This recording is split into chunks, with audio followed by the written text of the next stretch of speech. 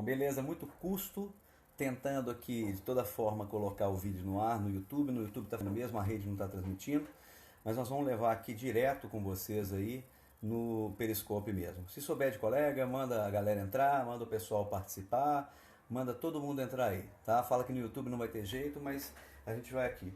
Eu recebi aqui uma bateria de dúvidas, né, do pessoal que teve, e aí eu vou tentar trabalhar exatamente em cima delas para a gente poder, né, fazer o trem legal. Como não vai ter jeito de jogar também no YouTube, nós vamos, né, bater o papo aqui, qualquer coisinha vai mandando a dúvida que a gente vai discutindo. Primeira coisa, o som tá bom? Se não tiver, manda um aviso aí, me dá um toquezinho rapidinho.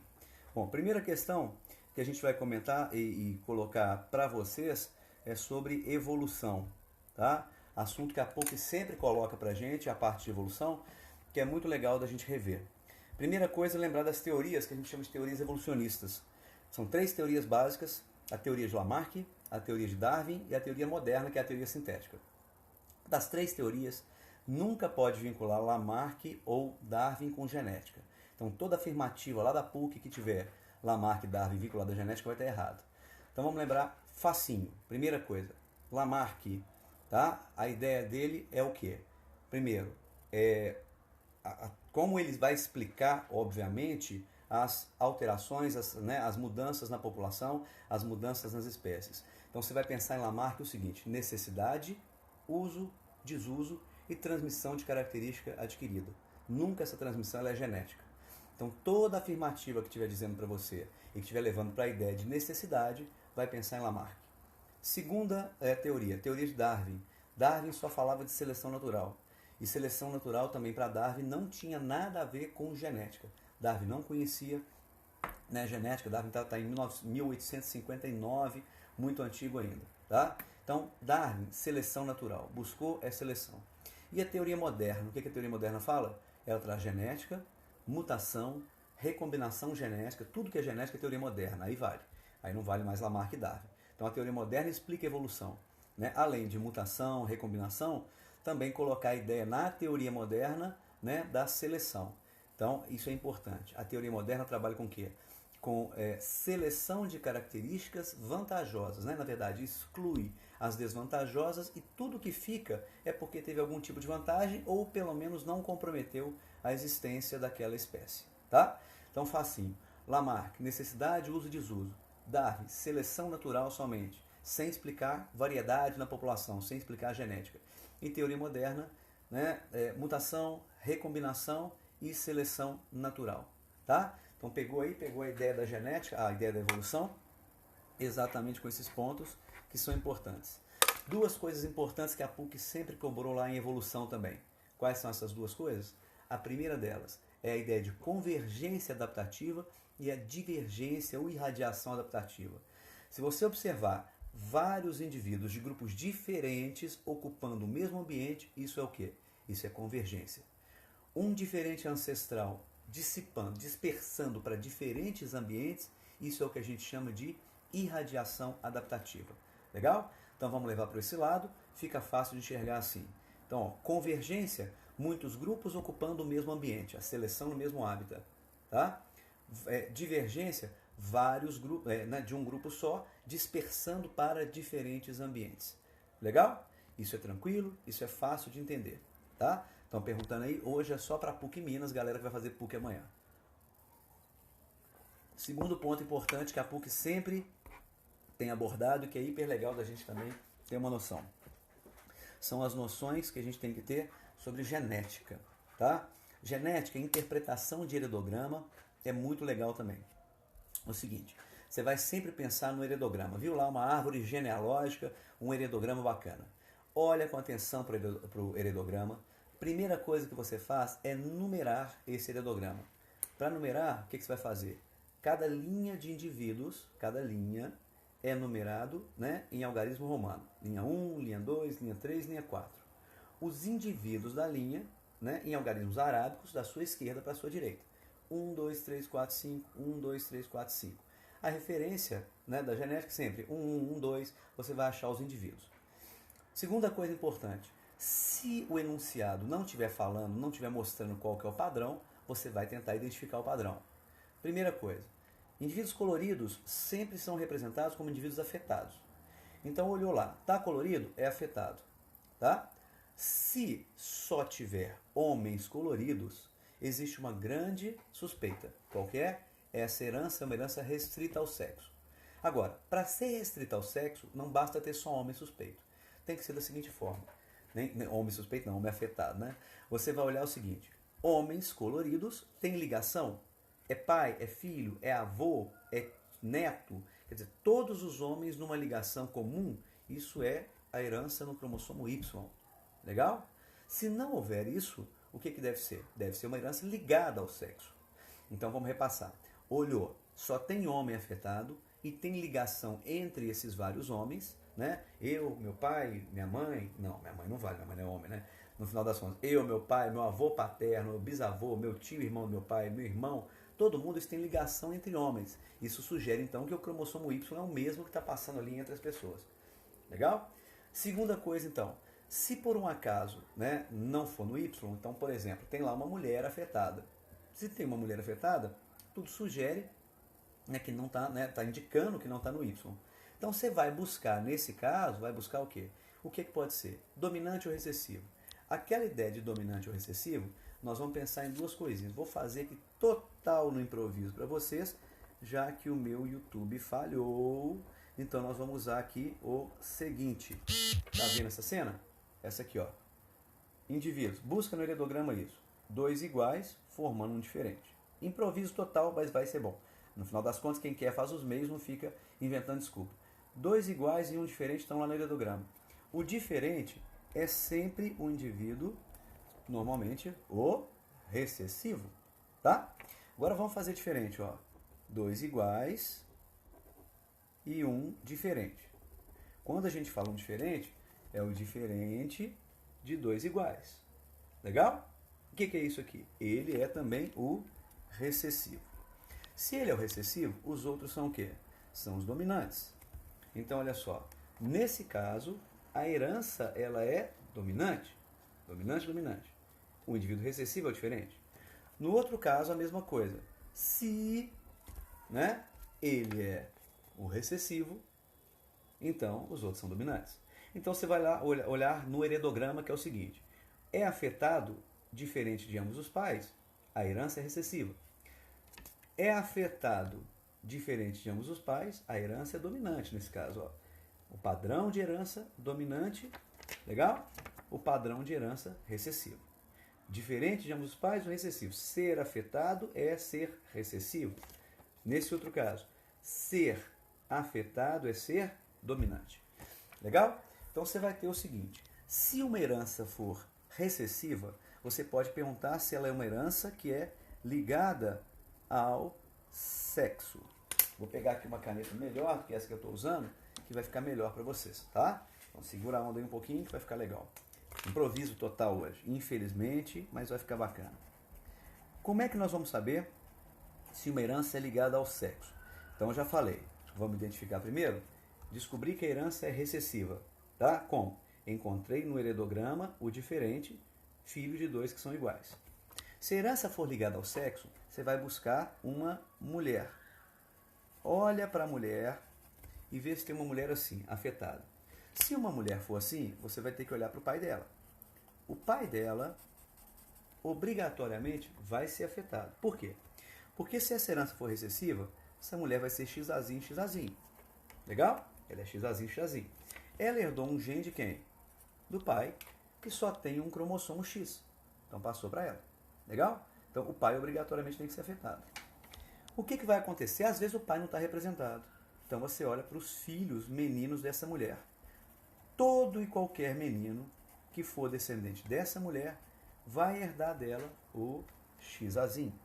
Então é o seguinte, se uma mulher for afetada para uma herança ligada ao sexo recessiva, todos os meninos que são descendentes dela também serão o quê? Afetados. Tá? Se por um acaso a mulher for afetada e os meninos não forem afetados, então essa herança não é ligada ao sexo recessivo. Basta ter um homem que não seja afetado. Se ele não for afetado, a herança não é ligada ao sexo recessivo. Legal? Então fechou. Herança ligada ao sexo recessivo.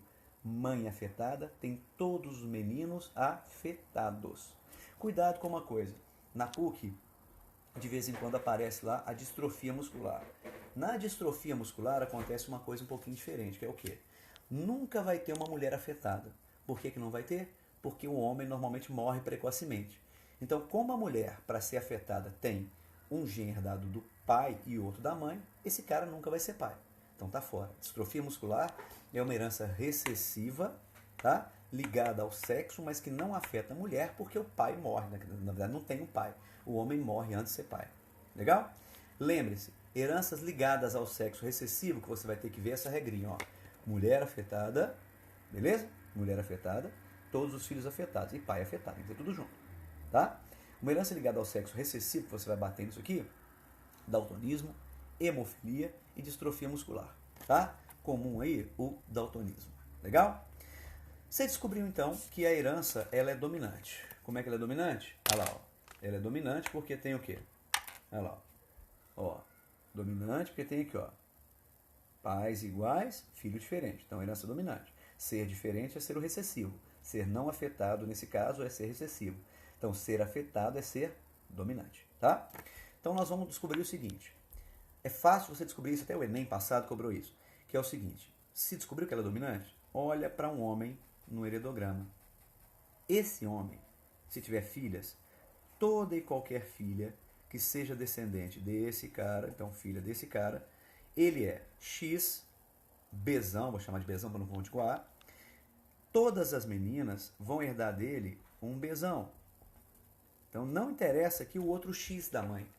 O fato é o seguinte, se um homem for afetado para uma herança dominante ligada ao X, como toda mulher dele é do X, o outro aqui, ó, que eu coloquei tracinho da mãe, não faz diferença. Sendo dominantes, todas vão ter herdado desse cara o G dominante.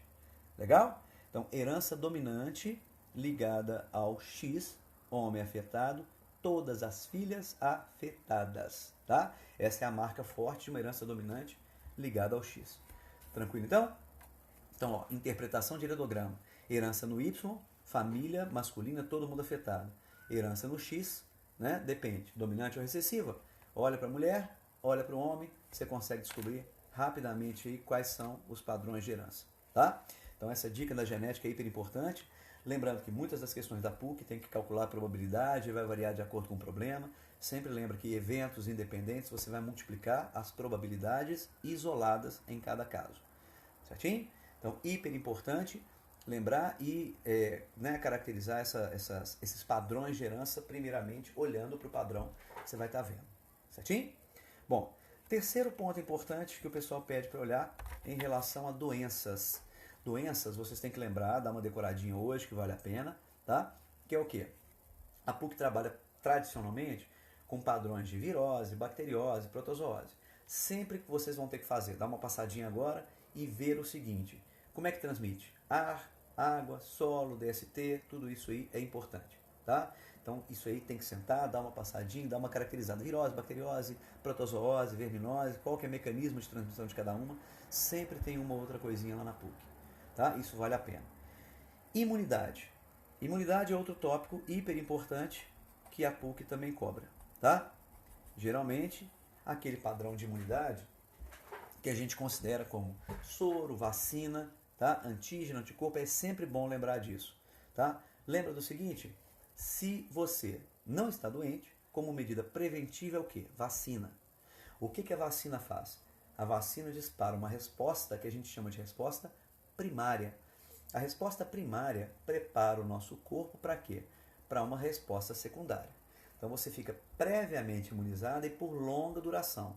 Então é uma imunidade que dura muito tempo, tá? Então vacina, preventivo. Soro é usado em tratamento. Agora, o soro é muito fácil lembrar, porque ele vai ser usado em tratamento normalmente de intoxicações, de venenos biológicos. Tratamento contra toxina botulínica, tratamento contra toxina tetânica, tratamento contra veneno de cobra, veneno de aranha, veneno de escorpião, contra venenos biológicos, normalmente a gente vai usar o soro. Então isso é importante lembrar, tá?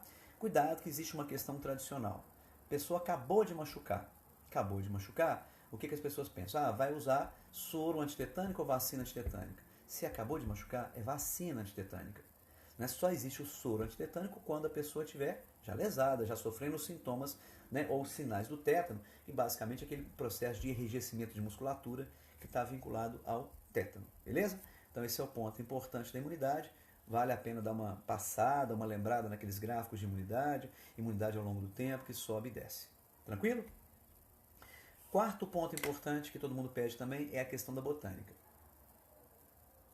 Bom, botânica, você tem que considerar o quê? Primeira coisa, história evolutiva dos seres vivos, tá? No caso das plantas. Briófita, pteridófita, gimnosperma e angiosperma. Primeiro ponto, as transições. Briófita é a única das plantas avasculares. Então, entre briófita e pteridófita, vai aparecer lá para vocês o vaso condutor. O que apareceu? Vaso condutor de seiva. Entre pteridófita e gimnosperma, o que vai ser importante? O surgimento da semente, do pólen e do estróbilo, que é uma estrutura para reprodução. E o pólen, né, ele é fundamental porque ele vai carregar o quê? Ele vai carregar o gametófito, na verdade. Né? O grão de pólen, o gametófito está em desenvolvimento. Não é? Ele é formado por duas células. E aí você vai ter o seguinte, do grão de pólen vai crescer o tal do tubo polínico, que na prova da PUC vai ser pedido com uma marca registrada, que é o quê? Independência da água no processo de reprodução. Independência da água para reprodução nas plantas, pólen. Então marca o pólen, que vai ser importante lá, tá? Então é a conquista da terra definitiva pelas plantas com o pólen e a independência da água para fecundar, né? Para reproduzir, para levar o gameta masculino até o feminino. Depois, né, do pólen, o que aparece? Aparece lá nas angiospermas o fruto e a flor periantada. A PUC tradicionalmente coloca para vocês a flor periantada, que é aquela flor enfeitada, com sépala, pétala, cálice, corola, que é a mesma coisa, com o mecanismo de coevolução com o animal. Então pensa, a associação, casamento com o animal, a flor atrai animais. Atrai animais para levar o quê? O pólen. Então ela potencializa a reprodução. Essa é a primeira coisa. Lembra que a dispersão do pólen vem primeiro, depois tem a fecundação, da flor periantada forma-se o fruto. Então, ó, gimnospermas não têm fruto. Por quê? Fruto aparece em angiosperma porque elas têm uma estrutura floral chamada ovário. Só vai ter fruto quem tiver ovário. Isso é característica de quem? De angiosperma. Tá? Então, gimnosperma não tem fruto, angiosperma tem fruto. Então, vai marcar o seguinte. Briófita, avascular. Gametófito dominante. Lembra disso? Briófita, gametófito dominante. Pteridófita. O que acontece? É o primeiro grupo representante de planta vascular e de esporófito dominante. Naquele ciclo reprodutivo, gametófito e esporófito. Briófita é o único grupo de gametófito dominante. De esporófita, de pteridófita para frente, todo mundo tem o esporófito dominante. Então, pteridófita, gimnosperma e angiosperma. Na questão de evolução de plantas, uma coisa vai ser fundamental. Qual que é? Associar que na história evolutiva das plantas, o gametófito caminhou para a simplicidade. Ele começa como um gametófito dominante de briófitas e vai sendo reduzido até o grão de pólen e o saco embrionário de angiospermas. Tá? Então, o caminho do gametófito, caminho da simplicidade. Já o esporófito, ele começa como um serzinho dependente do gametófito, lá de, né, crescendo sobre o gametófito o quê? Feminino de briófitas, e se transforma no esporófito que a gente vê na rua. Árvore com flor, fruto, tá aí floridos ipês, né, cheio de flor pela rua, tudo isso que você está vendo é o esporófito. Então lembra, viu uma samambaia? Está vendo o esporófito. Viu um pinheiro? Está vendo o esporófito. Está encostado na árvore? Está encostado em quem? No esporófito. Cuidado, tá? Tem muita coisa que você pode encostar e que é esporófito e que você não sabe. Então vai com atenção. Não pode errar isso. O caminho das plantas foi a conquista do ambiente aéreo, né? Então saiu da água e ocuparam o ar, com o quê? Com o esporófito dominante cada vez mais desenvolvido. Tá? Então, o esporófito bem desenvolvido. Esse ponto da evolução é essencial. E lembrar, sobretudo, de quê? Lembrar, né, da conquista do ambiente com grão de pólen. É o marco definitivo de conquista do ambiente terrestre. Legal? Então, marca aí o pólen na botânica que vai aparecer lá para vocês essa questão. Hiper importante. Dentro da botânica, tradicionalmente a PUC traz uma questão de hormônio. E aí você vai lembrar de uma coisinha. Tem lá esqueminha de planta. Planta crescendo, planta fazendo curva para um lado, curva para o outro, indo em direção à luz, raiz fugindo da luz. Você vai ligar isso a quem? Auxina. Né? A auxina cresce. Tá? Crescimento com tropismo, com movimento, curvar para a luz, fugir da luz no caso da raiz. Então, ó, falou em tropismo, vai lembrar de quem? De auxina. Tá? Falou em tropismo, estou anotando aqui a pergunta, já já eu respondo, tá bom?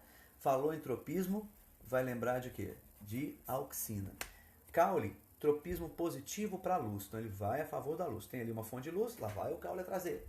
Raiz, tropismo negativo. Então lembra, a luz interfere na distribuição dos hormônios, e nesse caso da auxina. Né? Onde tem muita auxina na raiz, ela cresce menos. Onde tem muita auxina no caule, ela cresce mais. Tá? Então a curvatura sempre vai ser, né, do lado que cresce mais sobre o lado que cresce menos. Então aqui, ó, bateu luz do lado de cá, a auxina está aqui. A curva é para lá da luz. Tá? Sempre assim, a curvatura maior. Na raiz é o contrário. Olha lá, ó. Na raiz, a curvatura é para o lado oposto sempre.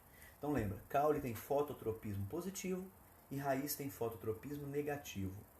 Com relação à gravidade, né? Como a gravidade interfere na distribuição de auxina, a parte de baixo vai ter mais auxina, no caule curva contra a gravidade. Na raiz, curva a favor da gravidade. Tá?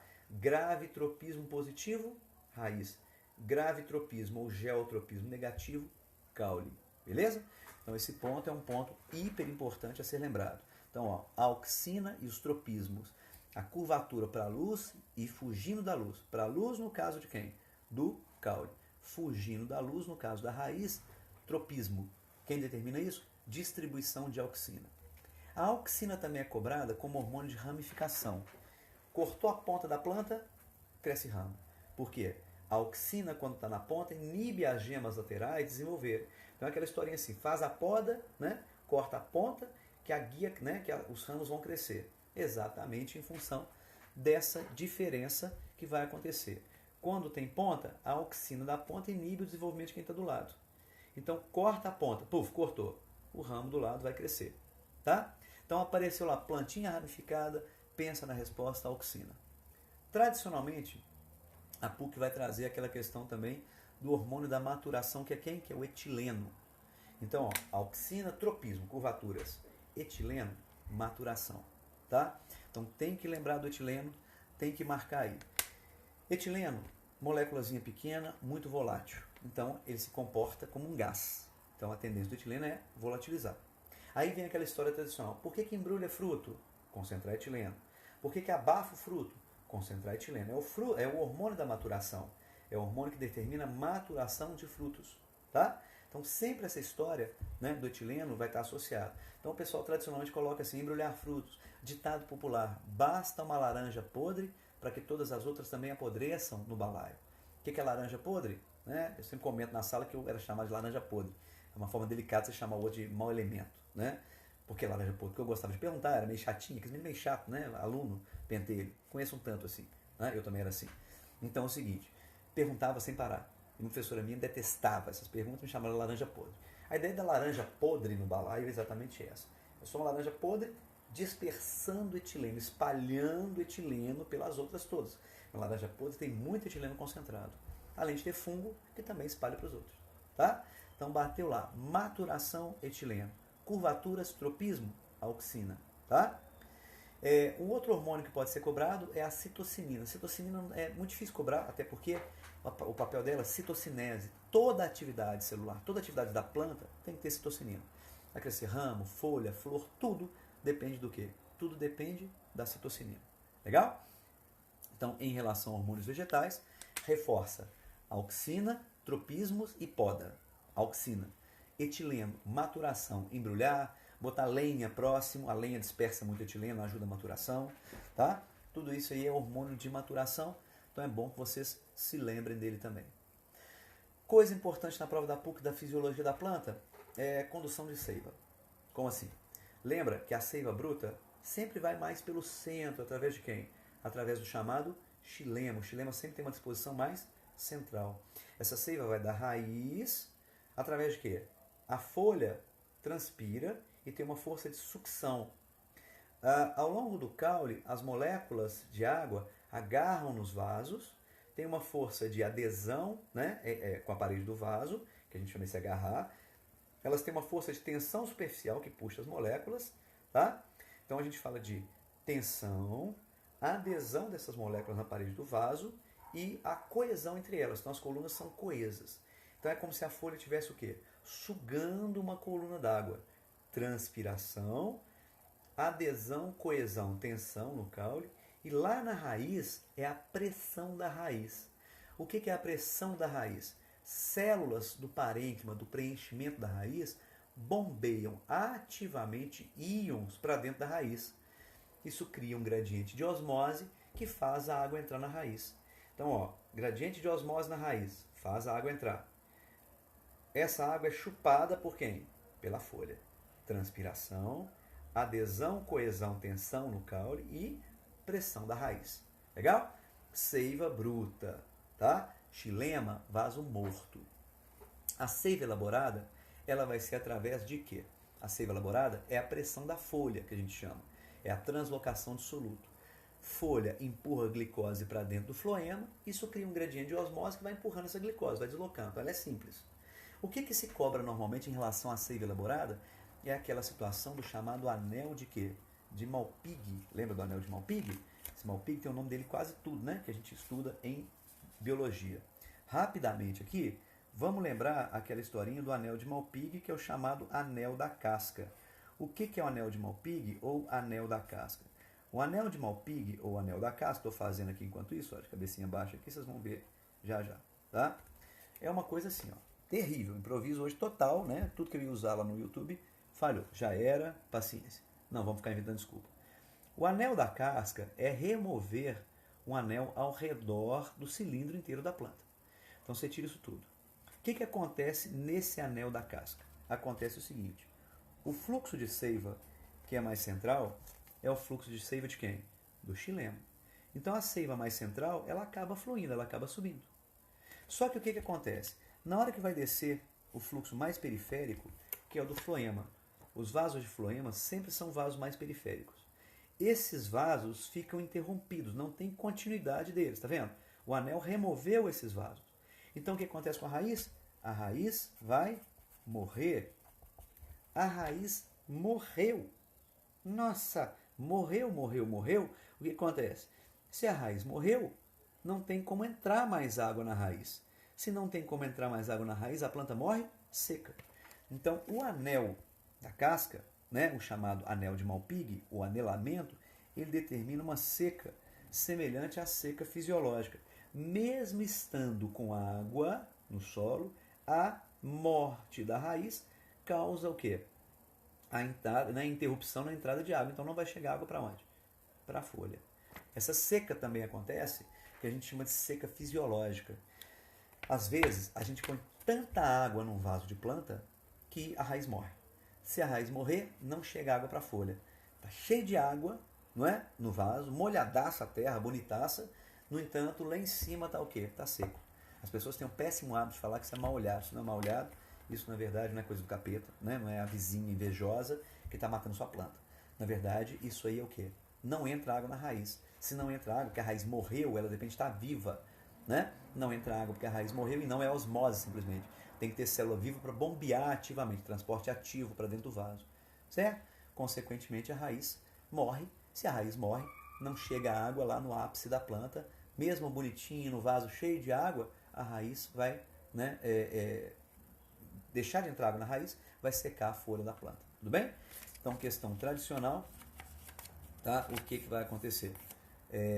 Como é que é? Onde a luz bate, mais tem menos crescimento e mais auxina. Não, ao contrário. Onde a luz bate, a auxina fica do lado oposto. Tá? A luz bate aqui, a auxina vem para cá. Ó, lado escuro, tá vendo? Tá batendo luz aqui na minha mão. Ó, tá iluminado. Tá? Aqui tem sombra. No caso da planta, a auxina vai ficar aqui.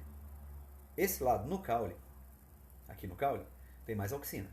Então, ó, curva para lá. Esse lado cresce mais. Ó. O lado que cresce mais faz uma curva. Então, ó, tá indo para a luz. Minha fonte de luz está ali, ó. Meu softbox está lá. Então, bateu luz aqui, para lá. Legal? Então, ao contrário, no caule. Na raiz é o contrário. Por que na raiz é o contrário? Na raiz, o lado que tem mais auxina é o lado escuro, ó, que está escuro na minha mão. Tá? Então, na raiz, esse lado, na auxina, da raiz, a raiz é o contrário. Quando tem muita auxina, ela fica inibida. Então, esse lado alonga mais. Sempre o lado que alonga mais curva sobre o outro lado. Legal? Então, não pode ter dúvida nisso aí. Tá? A auxina vai para o lado escuro. E o lado escuro é o lado que cresce mais no caule e é o lado que cresce menos na raiz. Tranquilo? Tá? Não pode vacilar nisso aí não, porque senão já era. Então, ó, transporte de seiva, seiva bruta mais central pelo xilema, seiva elaborada mais periférica pelo floema, anelamento, anel de Malpighi, interrompe o fluxo de quê? De seiva, mata a raiz porque não vai chegar açúcar para a raiz. Se não chega açúcar, a raiz morre. Se a raiz morre, a planta seca, tá? Então é um evento, um processo que acontece aí em cascata, tá? Uma coisa seguida da outra. Legal? Então vale a pena dar uma olhada nisso. As provas da PUC têm cobrado isso direto. Uma outra questão que é bom vocês olharem de botânica, né? Dar uma passadinha, que é a seguinte. Qual que é essa passadinha? Fala na laje, que está rindo aí. É a questão do quê? Da transpiração vegetal. Então, ó, gráfico torto, se tiver invertido, se vira e dá seu jeito. Tá? Põe no espelho atrás, dá seu jeito. Olha só, a transpiração vegetal é em função da temperatura. Ó, transpiração pela temperatura. Certo? O que acontece? A transpiração cai com o aumento da temperatura. Por que acontece isso? A planta, peraí, tem uma coisa, daqui a pouquinho eu respondo vocês aqui. A planta, ela acaba sofrendo influência da temperatura, por quê? Porque ela transpira pela folha. E lá na folha você tem duas coisas. Quais são as duas coisas que tem na folha? Você tem a cutícula, que impermeabiliza, e tem o estômago, né? Que funciona com aquelas fendas abrindo e fechando. Abriu o estômago, sai água. Fechou o estômago, não sai água pelo estômago, mas sai por onde? Pela folha. Então é o seguinte, se a planta está numa temperatura ideal, bacaninha, bonitinha, ela está transpirando muito, porque ela está com o estômago aberto. O estômago bem aberto. Se a temperatura sobe demais a conta, o estômago fecha. Se o estômago fecha, aí fica a transpiração só de onde? Da superfície, que é a cutícula. Tá? Isso é hiper importante pensar. E isso vai acontecer em relação ao seguinte. Quando a gente, né, pega lá uma planta e compara uma planta de dois ambientes, por exemplo, comparando uma planta de um ambiente muito úmido, né, tipo uma floresta pluvial, com uma planta da caatinga.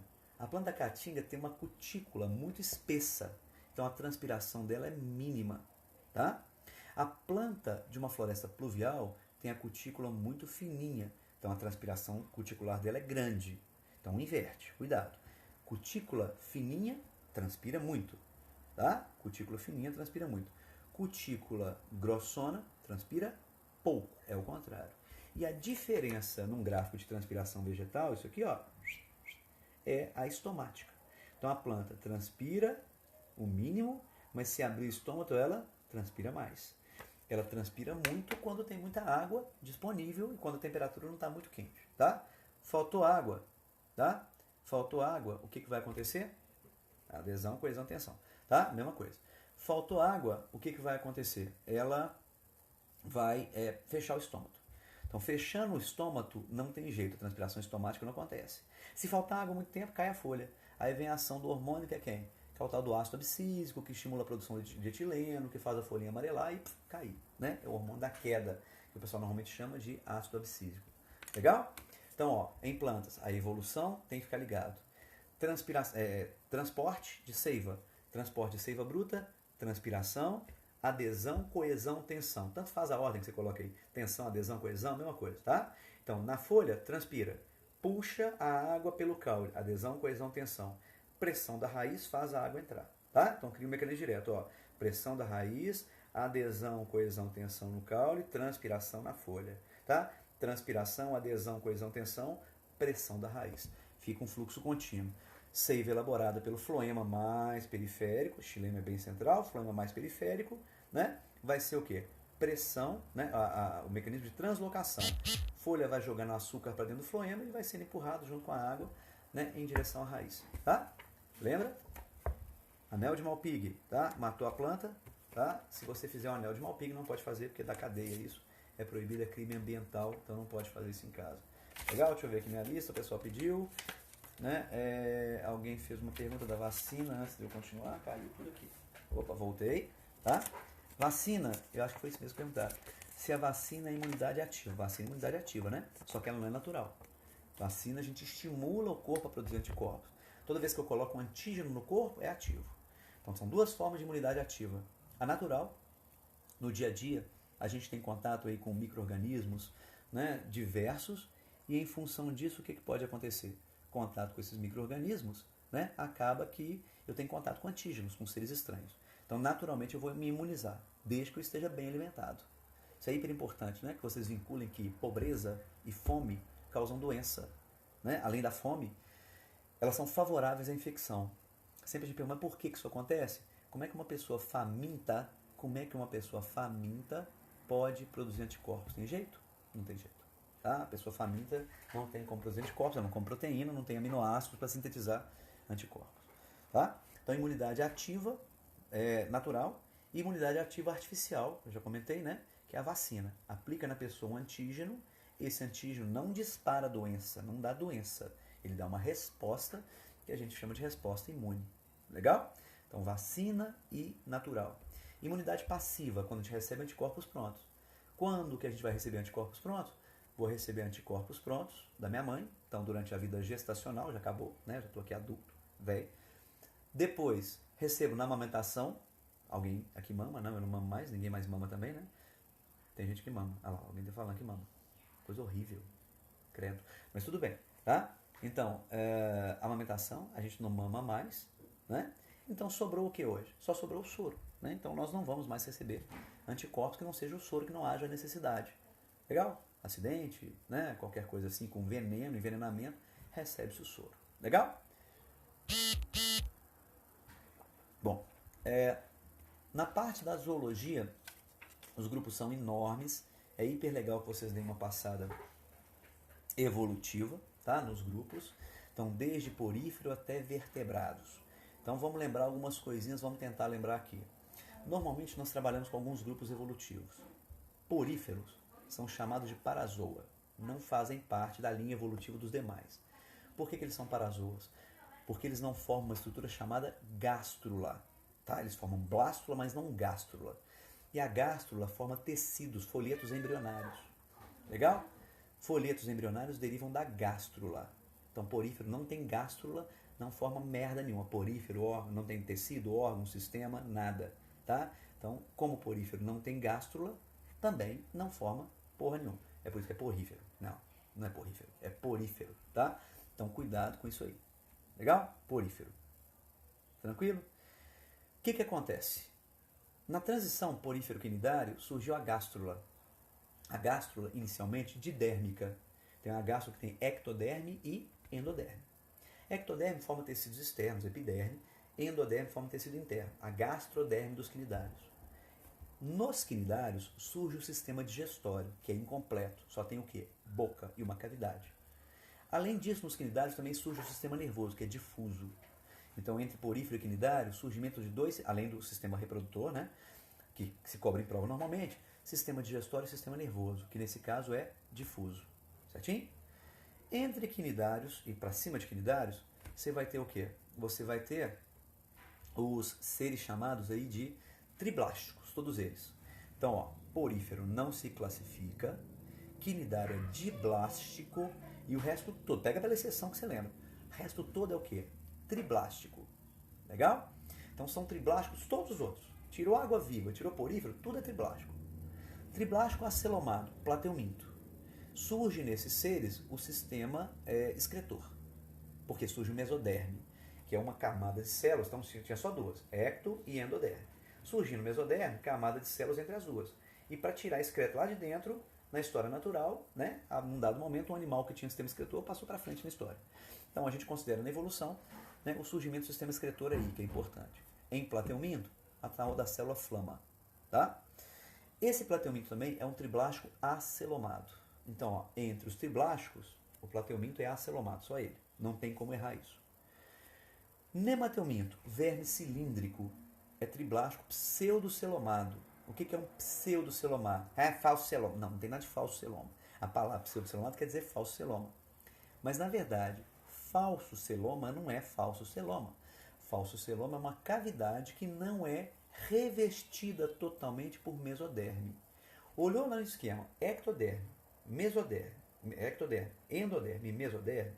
Se o mesoderme estiver todo cavitado, revestido, isso é um celoma. Então, celoma é uma cavitação toda revestida de mesoderme. Tá? Os nemateumintos, então, têm uma cavitação entre o endoderme e o mesoderme. Então, ela é um pseudoceloma, não é no meio do mesoderme, é entre os dois. Pseudoceloma. Legal? Então, ó, plateuminto acelomado, nemateuminto é pseudocelomado. Tudo bem? Muito bem. Excreção de nemateuminto, o pessoal gosta de colocar célula H, porque há muito tempo não coloca isso. Mas nemateuminto é importante, que é o primeiro grupo com conquista de tubo digestório completo. Outra coisa importante que eu não falei, de plateuminto para frente, o sistema nervoso passa a ser ganglionar. E ele vai ser ganglionar ventral em todos até cordados. Tirando o cordado que somos nós, ele vai ser ventral.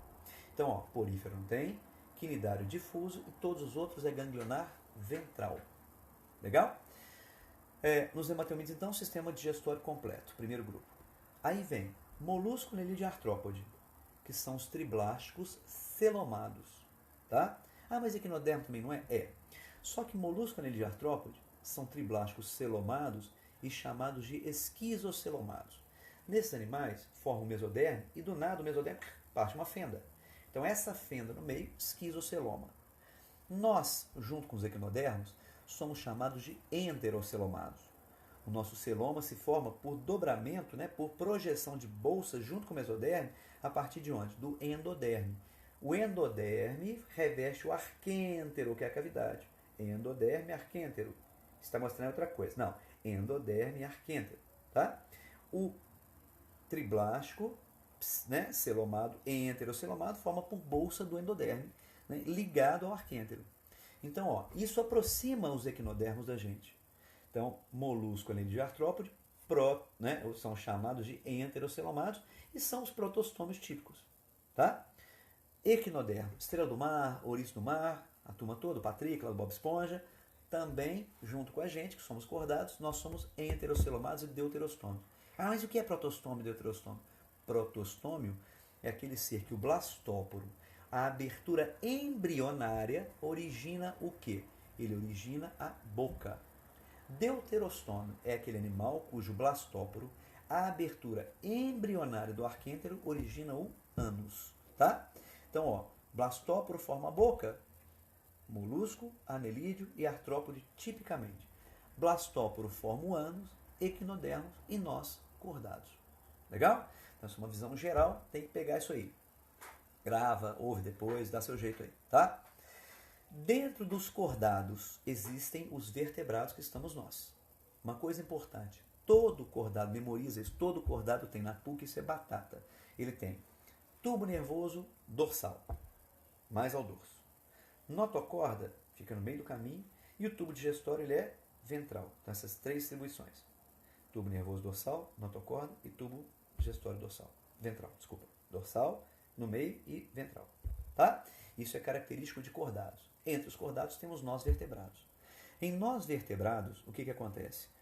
A notocorda ela vai ser substituída. Cuidado que a palavra, principalmente para a PUC trabalha muito com isso. A palavra é substituída pela coluna vertebral.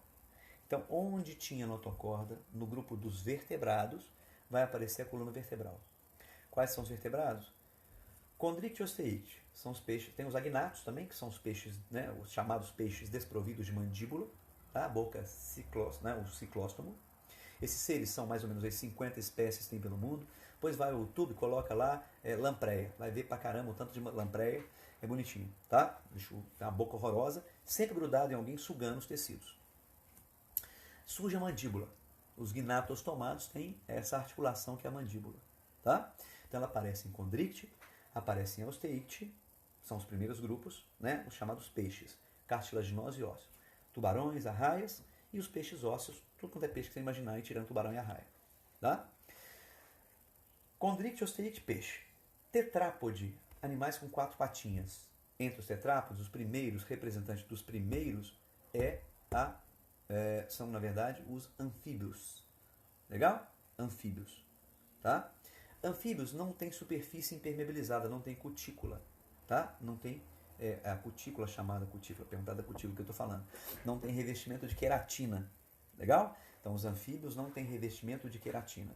Não tem. Epiderme não queratinizada. Permite perda de água considerável, respiração cutânea, característica de anfíbios. Sapo, rã, perereca, aquela turma bacana. Aí vem a transição dos queratinizados. Os queratinizados então, têm um revestimento de queratina. Quais são eles? Todos os répteis, e na PUC, ave pode aparecer dentro de réptil. O que ave é réptil? É réptil. Ah, mas desde quando? Desde a década de 80, isso é muito antigo. Então, aves são tratadas dentro ou fora de répteis, depende da filogenia. Se a ave aparecer em réptil, não pode ser surpresa para vocês. Mas se não aparecer, faz diferença, tá? Então você tem textudime, que é tartaruga, ou quelônio, mesma coisa, tá? Você tem o que mais? Além disso, você tem os lagartos e cobras, que são escamados, tá? Os crocodilianos, e ali em paralelo, na filogenia, crocodiliano e ave estão juntos. Legal? O que esses grupos têm em comum? Além de serem queratinizados, são os animais chamados de aminiotas.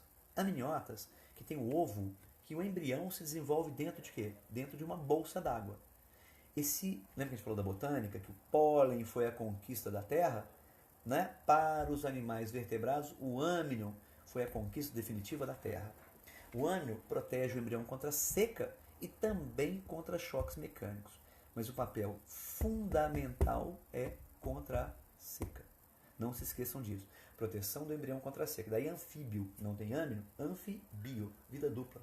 Vem para a terra, mas vai para onde? Para a água na hora de fazer sexo, na hora de reproduzir, na hora de desovar. Legal? Réptil para frente então, tudo tem âmnion, é amniota. Aves estão junto de répteis e mamíferos que somos nós, também amniotas. Dentre os mamíferos, tem que se lembrar, existem os mamíferos monotremados, que são aqueles que ainda põem ovos, o ornitorrinco famoso. Os mamíferos marsupiais, quem que são os marsupiais? Cuidado com o koala. O koala é um marsupial. O koala não é urso, tá? Marsupial tem marsúpio, tem uma bolsa que protege o filhote. É o marsupial, tá? Então, o nosso, aqui no Brasil, nós temos um marsupial, que é o gambá, que as pessoas têm nojo, chutam o gambá, mas ele é importantíssimo como marsupial, como representante de fauna, tá? Então, o koala não é urso, é o marsupial. O gambá não é fedorento, ele é um marsupial. O canguru não é fófis, é um marsupial, aquele ser abominável, né, que fica carregando filhotinho, todo mundo acha que ele é fofinho, ele não é fofinho. Tá? Vai parar perto do canguru pra você ver a porrada que vai tomar. O bicho é hiperagressivo. Tá? Não é fófis, ele é horroroso. Mata o canguru. Mentira, não pode matar canguru. Salvem os gambás que são da nossa fauna, tá? Sem fazer maldade com ele. Tá? Então o canguru tá lá, aquele ser bacana. Cuidado com uma coisa, toma muito cuidado. A gente sempre fala, né? Uma vez, os meninos tinham que levar num dia um ursinho de pelúcia. Teve gente que levou um koala e queria que fosse urso. E tinha gente que levou um golfinho que queria que fosse urso. Nenhum dos dois é urso. Urso de pelúcia é urso. Agora, o golfinho, ele está mais próximo do urso que o koala. Mas o koala é fofinho, mas ele é marsupial. O koala é parente do gambá. Um gambazão, né, fora da gente. Legal? Tranquilo? E enquanto que o golfinho, ele é um placentário. Então você tem 3 grupos. Monotremados, põem ovos. Marsupiais, tá? Que tem uma ligação primitiva com a mãe, depois eles migram para o marsúpio. E os placentários. Também podem ser chamados de quê? Prototério, ou monotremado, que põe ovo. Metatério, ou marsupial, que tem o marsúpio, a bolsa que o filhote fica preso lá dentro, fora do útero. E, no caso, os placentários, né? Que o filhote fica dentro da mãe, ligado à placenta, né? Ligado pela placenta à mãe, lá no útero, tá? Então, são os mamíferos. Legal?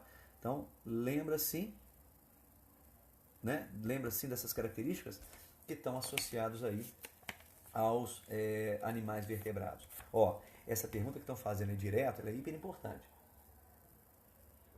Tem que lembrar o seguinte: nós recebemos anticorpos, estão perguntando aí, falando, nós percebemos anticorpos de 3 formas da mãe. Durante a gestação, tem classe de anticorpos que passam pela placenta. São várias classes de anticorpos. Uma delas passa pela placenta. Então, nós já nascemos com alguns anticorpos da mãe. Tranquilo? Fechado. Depois que a gente nasce, assim que a gente nasce, né, o que acontece? O médico pega e gruda no peito da mãe o neném. Ele já sabe sugar. É inato isso. Ele começa a sugar. Sugou, sai um líquido, né, espesso, amarelo, chamado colostro. Beleza? Colostro é aquele primeiro leite amarelo feioso que antigamente achava que era ruim, mas não é ruim não. É um leite bom. Só que ele é feio. Mas ele é riquíssimo em quê? Em anticorpos. E aí depois do colostro, aí você está crescendo, mamando, sugando lá da mãe, né, as tetas. Não fala assim da mamãe, a mamãe tem, né, mamífero. Então tem lá a mama, tá? O que vai acontecer? Sugando, legal? Sugando a mama, o neném recebe o quê? O neném recebe, né, o leite da mamãe. Legal? Se está travando, tem que ver aí por que está travando. Deve ser a conexão. Sua que está lenta, a minha está boa. Está ruim a minha? Responde aí. O som tá bom? Travou? Oi, oi, oi. Cadê a galera? Vou dar uma paradinha e volto na sequência. Momento de parar.